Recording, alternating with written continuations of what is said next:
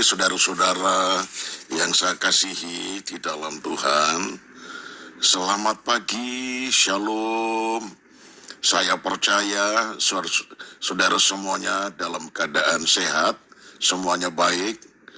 Haleluya, mari kita satu hati untuk menerima surga, yaitu suara gembala. Tuhan, betapa baiknya Engkau, sehingga pagi ini kami boleh kembali menikmati hari yang baru. Tepatnya hari Senin 2 September 2024. Hanya karena penyertaan-Mu lah kami boleh ada sebagaimana kami ada di saat pagi ini. Itu sebabnya kami mau mencari hadirat-Mu lebih dulu dengan membuka hati pikiran, mendengar firman-Mu disampaikan lewat suara gembala. Terima kasih Tuhan, dalam nama Tuhan Yesus, haleluya, amin. Nah saudaraku, tema firman Tuhan pada pagi hari ini yaitu umat pilihan Tuhan. Mazmur 65 ayat 5 berbunyi demikian. Berbahagialah orang yang Engkau pilih dan yang Engkau suruh mendekat untuk diam di pelataran-Mu. Kiranya kami menjadi kenyang dengan segala yang baik di rumah-Mu, di bait-Mu yang kudus. Nah saudara, kita patut berbangga hati dan bersyukur kepada Tuhan karena status kita adalah umat pilihan Tuhan. Dikatakan di dalam Yohanes 15 ayat 16 bagian A, bukan kamu yang memilih aku, tetapi akulah yang memilih kamu. Nah saudara, pemazmur menyatakan bahwa orang yang dipilih Tuhan pasti akan mengalami kebaikan dari Tuhan. Mazmur 65 ayat 12 berkata, Engkau memahkotai tahun dengan kebaikan-Mu, jejak-Mu mengeluarkan lemak. Saudara, mahkota adalah simbol tradisional dalam bentuk tutup kepala yang dikenakan oleh raja atau ratu sebagai lambang kekuasaan, legitimasi, keabadian, kejayaan, dan kemakmuran. Nah saudara, siapa yang menjadi raja dalam hidup saudara? Jika kita menjadikan Yesus Kristus sebagai raja yang bertahta di dalam kehidupan kita, artinya kita mempercayakan hidup ini sepenuhnya di bawah otoritas raja, di atas segala raja. Maka ia akan bertanggung jawab penuh atas hidup kita. Tuhan bukan hanya melindungi dan menjaga kita, tetapi Dia juga akan mencurahkan berkat-berkat-Nya. Karena tadi dikatakan jejak-Mu mengeluarkan lemak. Lemak berbicara tentang berkat atau kelimpahan, suatu keadaan yang subur dan berlimpah-limpah. Adalah sukacita besar karena kita bukan hanya dipilih, tetapi juga dilayakkan untuk mendekat kepada Tuhan.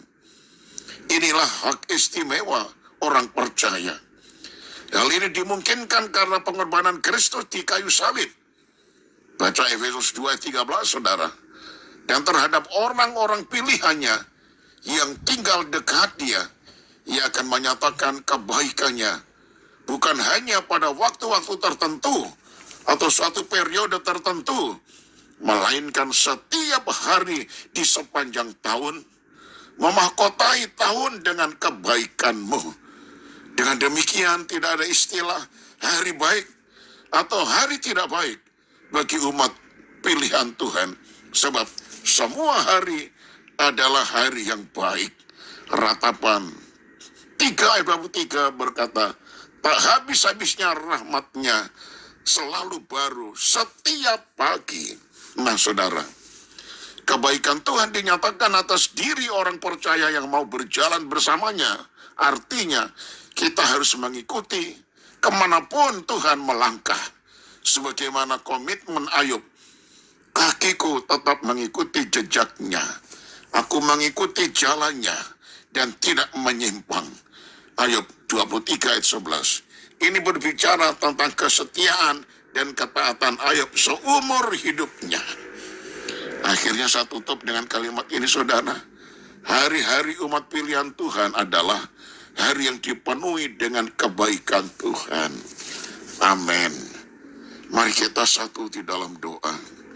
Ya Tuhan, lewat firman-Mu ini, kami bisa mengambil kesimpulan umat pilihan adalah umat yang kenyang dengan kebaikan Tuhan. Karena Engkau memelihara, bukan hanya waktu-waktu tertentu, tetapi setiap hari Engkau curahkan berkat. Itu sebabnya kami adalah orang-orang yang berbahagia. Kami mau mendekat Engkau ya Tuhan, dan diam di dalam persekutuan dengan Engkau. Karena firman-Mu mengatakan berbahagialah orang yang Engkau pilih dan yang Engkau suruh mendekat untuk diam di pelataran-Mu. Kiranya kami menjadi kenyang dengan segala yang baik di rumah-Mu, di bait-Mu yang kudus. Betapa indah firman-Mu ini ya Tuhan. Bahkan Engkau mengatakan, Engkau memahkotai tahun dengan kebaikan-Mu, jejak-Mu mengeluarkan lemak. Alangkah indahnya orang yang benar-benar mendekat dengan Tuhan dan diam di pelataran Tuhan. Kami tidak mau jauh dengan Engkau. Kami mau semakin mendekat Engkau, bahkan bergaul akrab dengan Tuhan, bahkan melekat dengan Engkau. Berikanlah kami kekuatan ya Roh Kudus. Engkau adalah roh penolong bagi kami, supaya kami benar-benar di dalam jangkauan kasih sayang Tuhan, di dalam pelukan kasih sayang Tuhan. Haleluya, haleluya. Dan kami tidak akan pernah merasakan kekurangan, tetapi merasakan selalu kebaikan Tuhan berkelimpahan. Kami menyerahkan sepanjang hari ini aktivitas kami. Kiranya Tuhan akan senantiasa menyertai dan memberikan keberhasilan. Semua keluarga anak-anak kami jaga, lindungi, pelihara, pimpin dan berkati mereka semuanya. Berikanlah roh takut mereka kepada Tuhan dan hidup kudus di hadapan Tuhan. Tuhan, hamba berdoa secara khusus untuk anak-anak-Mu yang masih menderita sakit. Berikanlah kiranya iman yang sungguh-sungguh teguh, kokoh, dan kekeh, tetap memandang kepada kebesaran Tuhan, bukan hanya berpikir tentang penyakitnya. Biarlah Engkau yang dipandang, biarlah bergantung hanya kepada Tuhan, karena dokter semata-mata hanyalah alat di dalam tangan-Mu, tetapi Engkaulah dokter yang sebenar-benarnya itu. Terima kasih banyak Bapa, sembuhkanlah mereka, pulihkanlah mereka, hancurkanlah kuasa penyakitnya, lenyapkan dari dalam tubuhnya. Terima kasih banyak Bapa, segala hormat pujian hanya bagi Engkau. Di dalam nama Tuhan Yesus kami sudah berdoa dan mengucap syukur. Haleluya. Amin. Shalom saudaraku, selamat pagi, Tuhan Yesus memberkati.